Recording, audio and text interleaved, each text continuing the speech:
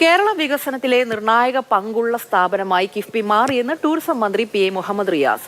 Keralam number 1 എന്നതിലേക്ക് എത്തുന്നതിൽ കിഫ്ബി വഹിച്ച പങ്ക് വളരെ വലുതാണെന്ന് മുഹമ്മദ് റിയാസ് മാതൃഭൂമി ന്യൂസിനോട് പറഞ്ഞു.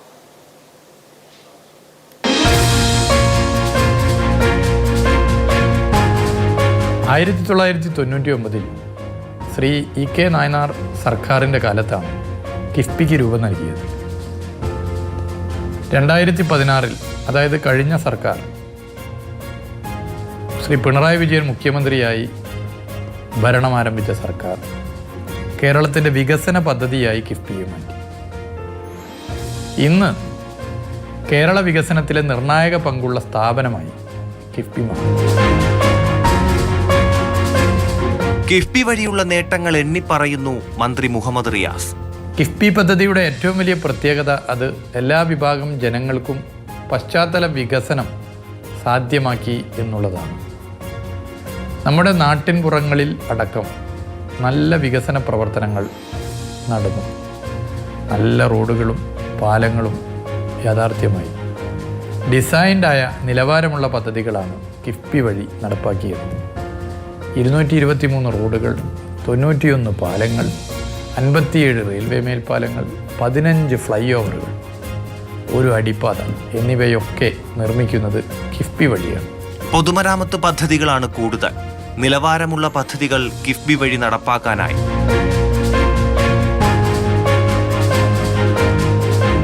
ആകെ 1147 പദ്ധതികൾക്ക് അനുമതി. 87,408 കോടി 62 ലക്ഷം രൂപയുടെ പദ്ധതികൾക്കാണ് അനുമതി.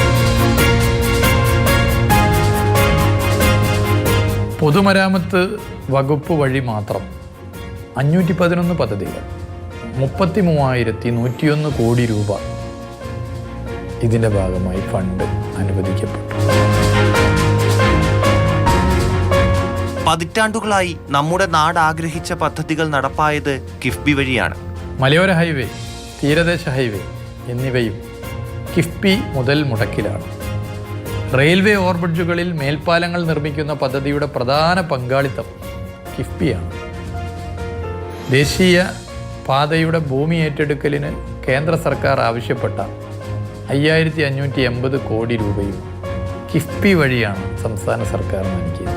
ഇങ്ങനെ കേന്ദ്ര സർക്കാരിന് നൽകിയ തുക സംസ്ഥാനത്തിൻ്റെ കടമെടുപ്പ് പരിധിയിൽ ഉൾപ്പെടുത്തുകയാണ് പിന്നീട് കേന്ദ്ര സർക്കാർ ചെയ്തത്. ഫലത്തിൽ 11,000 കോടിയിലേറെ രൂപ കിഫ്ബിക്ക് NH-66 വികസനവുമായി ബന്ധപ്പെട്ട് സഹിക്കേണ്ടി വന്നു.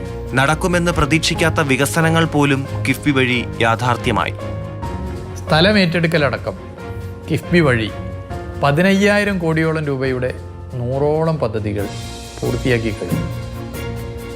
7,200 കോടി രൂപയുടെ 132ഓളം പദ്ധതികൾ നിർമ്മാണത്തിൻ്റെ വിവിധ ഘട്ടങ്ങളിലാണ്.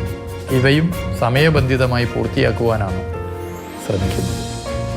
കേരളത്തിൻ്റെ ഏറ്റവും വലിയ നേട്ടങ്ങൾ കഴിഞ്ഞ ഒരു 8-9 വർഷമായി സാധ്യമാക്കിയതിലെ സുപ്രധാന പങ്ക് കിഫ്ബിയാണ്. എല്ലാ വിഭാഗം ജനങ്ങൾക്കും പശ്ചാത്തല വികസനം സാധ്യമാക്കാൻ കിഫ്ബി വഴി കഴിഞ്ഞു.